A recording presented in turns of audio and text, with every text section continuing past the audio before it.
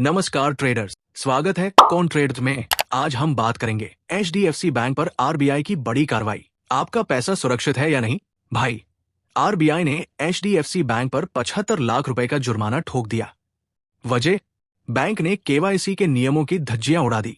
RBI की जांच में पता चला कि ग्राहकों की सही पहचान नहीं की गई, उन्हें लो, मिड, हाई रिस्क कैटेगरी में नहीं बांटा गया और एक ही कस्टमर के लिए अलग अलग आईडी बना दी गई। इस गड़बड़ी के चलते आरबीआई ने बैंक को नोटिस भेजा, लेकिन जवाब ठीक नहीं लगा और सीधा फाइन ठोक दिया। अब सवाल ये कि एचडीएफसी के कस्टमर्स पर इसका क्या असर होगा। चलिए बढ़ते हैं अगली खबर की तरफ। इन्फोसिस ने फिर से ट्रेनीज को बाहर फेंका। ये सही है या गलत? इन्फोसिस एक बार फिर से सुर्खियों में है। मैसूर कैंपस से 30 से 45 और ट्रेनीज को निकाल दिया गया क्योंकि वे इंटरनल टेस्ट पास नहीं कर पाए। कंपनी का कहना है जो पास नहीं करेगा उसे नौकरी नहीं मिलेगी। लेकिन एक ट्विस्ट है, इन्फोसिस निकाले गए लोगों को 12 हफ्ते की BPM business process management training offer कर रहा है। इससे पहले भी कंपनी 350 ट्रेनीज को निकाल चुकी है और कर्नाटका लेबर डिपार्टमेंट ने कहा यह कोई लेऑफ्स नहीं, बस ट्रेनिंग का पार्ट था। अब सवाल यह है कि इन्फोसिस में नौकरी पाना अब और मुश्किल हो गया है। चलिए बढ़ते हैं अगली खबर की तरफ। विप्रो का धमाका, यूके में 5,000 रुपए करोड़ की डील। अब शेयर खरीदे या बेचे? विप्रो के शेयर आज तेजी से भाग रहे हैं और वजह है यूके की फीनिक्स ग्रुप के साथ 5,000 रुपए करोड़ 500 पाउंड मिलियन की 10 साल की डील। इस डील के तहत विप्रो फीनिक्स के रियश्योर बिजनेस का पूरा एडमिनिस्ट्रेशन संभालेगा, जिसमें policy management, claims processing, customer support, data management और कंप्लायंस जैसी सेवाएं शामिल हैं। अब सवाल ये कि विप्रो के शेयर खरीदने चाहिए या नहीं। अगर विप्रो ऐसी और डील्स जीतता है तो टर्नअराउंड हो सकता है। तो निवेशक अब क्या करें? बाय, होल्ड या सेल? आपका क्या मानना है? चलिए बढ़ते हैं अगली खबर की तरफ। ट्रंप का बड़ा झटका, इंडियन ऑटो कंपनियों पर पड़ेगा असर।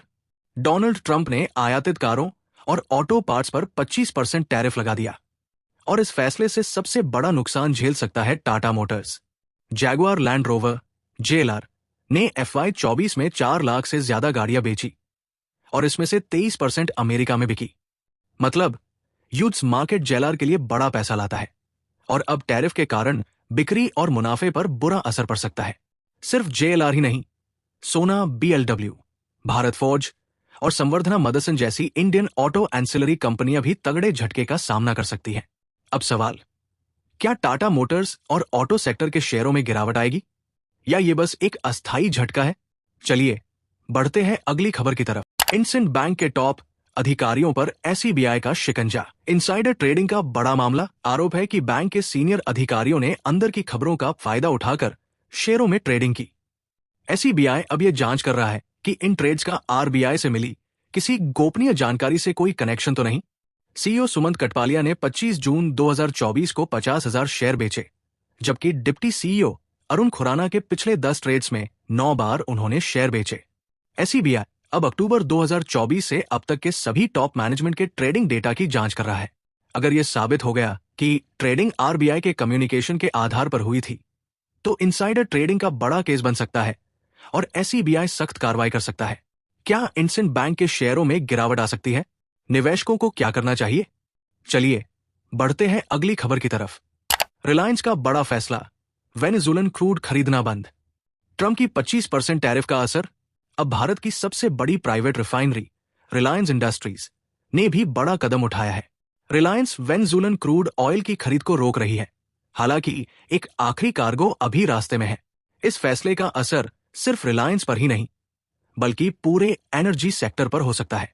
अब सवाल ये कि क्या रिलायंस के शेयरों पर कोई असर पड़ेगा या फिर कंपनी ने पहले से इसकी तैयारी कर रखी थी? चलिए बढ़ते हैं अगली खबर की तरफ।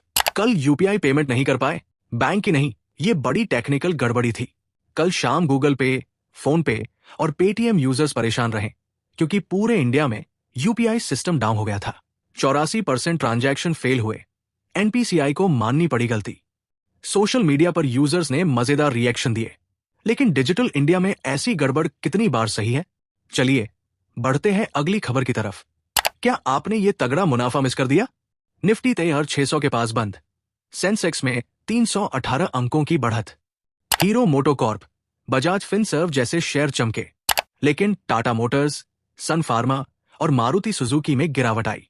एफओ ट्रेडिंग में 6 गुना रिटर्न। सिर्फ 10 दिनों में बैंक निफ्टी और सेंसेक्स के कॉल ऑप्शंस ने तगड़ा धमाका किया। सेंसेक्स 77,000 सी ने 367% उछाल मारा। बैंक निफ्टी 18,500 सी ने 611% तक रिटर्न दिया। मतलब 1 लाख रुपए 6.72 लाख रुपए। आपका क्या कहना है? अगर ये अपडेट आपके लिए फायदेमंद रहे तो ऐसे ही रोजाना ताजा स्टॉक मार्केट अपडेट पाने के लिए चैनल को सब्सक्राइब करें और वीडियो को लाइक व शेयर करना न भूलें। मिलते हैं अगले अपडेट में।